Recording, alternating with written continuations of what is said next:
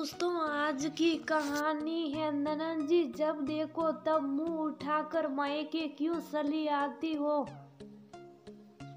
दोस्तों, कहानी शुरू करने से पहले अगर आपने चैनल को सब्सक्राइब नहीं किया हो तो कर लीजिए ताकि आपके पास पहुंच सके हर नया वीडियो।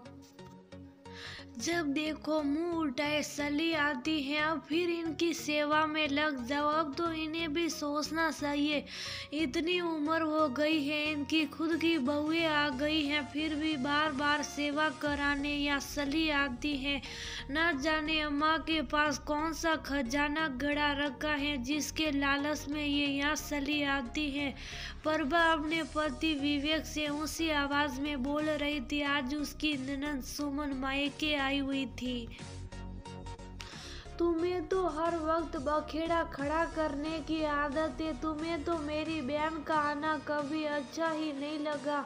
माँ बाबूजी के साथ भी तुम घेरों जैसा व्यवहार करती हो। अरे दीदी, कम से कम मौका मिलते ही अम्मा बाबूजी और हमसे मिलने आ जाती है तो तुम्हें क्यों बुरी लगती है। तुम्हारी इसी आदत की वजह से मैं तो कभी उनसे मिलने भी नहीं जा पाता।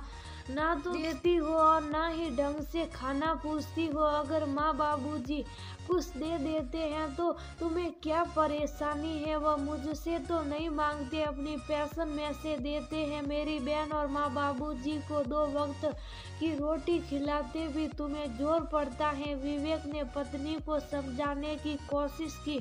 आप तो चुप ही रहो और एक बात कह देती हूँ कि मेरे बेटे की शादी में सारे नेक अपनी बेटी को ही दूंगी। मेरे से ये मत कहना कि दीदी को नेक के लिए पूछ लो। प्रभा की आवाज इतनी तेज थी कि बाहर आंगन में बैठी सुमन और उसकी माँ के कानों में साफ पड़ रही थी। या यूँ कहो कि वह जानबूझकर तेज बोल रही थी कि सास ननद सुन ले। प्रभा की आवाज सुनकर सुमन को गुस्सा आया। वह उठकर अंदर जाने लगी तो उसकी माँ ने उसे रोका। रहने दे बेटा, तुझे तो पता ही है कि तेरी भाभी का व्यवहार कैसा है।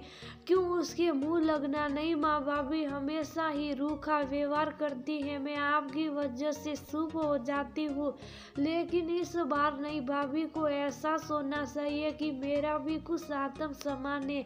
माँ को दिलासा देकर सुमन अंदर कमरे में चली आई। बस करो भाभी, कुछ भी बोले जा रही है क्या आपको लगता है कि मैं आपसे नेक लेने के लिए यहाँ आती हूँ क्या। मेरे पति ने कभी मेरे लिए कोई कमी रखी है जो मुझे यहाँ आकर आपके आगे हाथ फैलाना पड़े।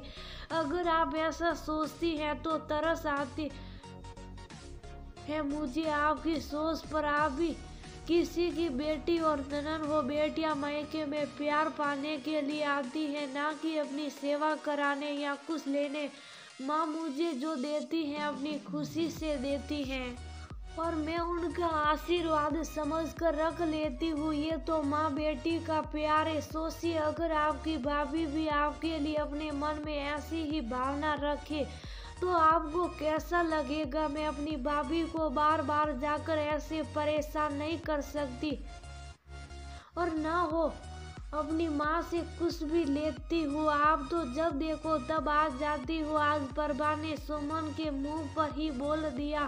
कहते हैं ना, मूर्ख लोगों के मुंह लगना खुद मूर्ख कहलाने के समान है। विवेक ने घूरकर प्रभा को देखा। प्रभा, तुम्हारा दिमाग खराब हो गया है क्या। ये तुम दीदी से कैसी बातें कर रही हो। सही तो कर रही हूँ मैं। प्रभा ऐठ कर बोली। भाभी, मेरा मुंह ना ही खुलवाओ तो अच्छा है। हम सब जानते हैं कि आपकी भाभी को आपका मायके आना पसंद नहीं, इसलिए आप वहाँ नहीं जाती और आपकी माँ एक पैसे के लिए बेटे बहू का मुंह देखना पड़ता है, इसीलिए वो आपको कुछ दे नहीं पाती। चिंता मत करो भाभी, बस कुछ दिनों की बात है।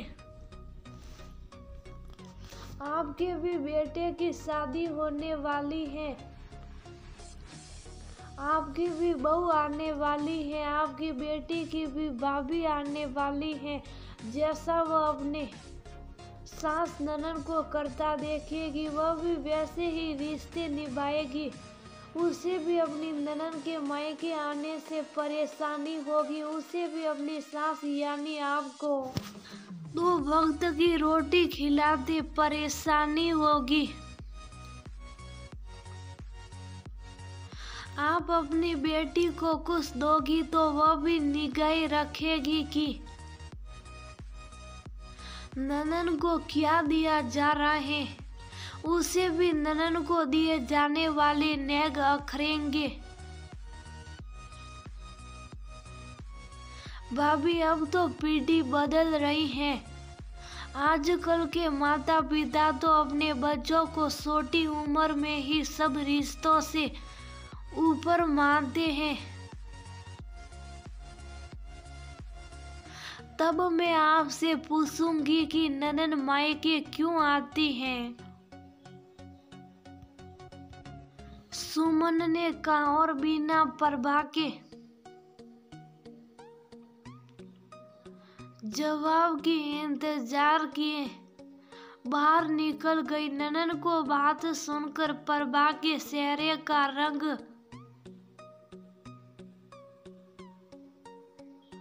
उड़ गया था। वह बार चारपाई पर सास की जगह खुद को बैठा देख रही थी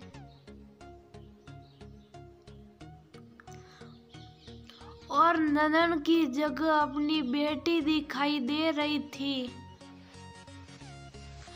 विवेक भी उसकी तरफ गुस्से से देख रहा था। वो गई तसल्ली अब भुगतो,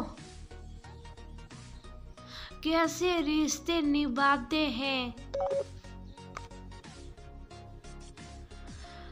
पर रसोई में सास ननद और अपने लिए चाय बनाने चल दी। आज चाय के साथ पकोड़े भी बनाने की इच्छा हो रही थी।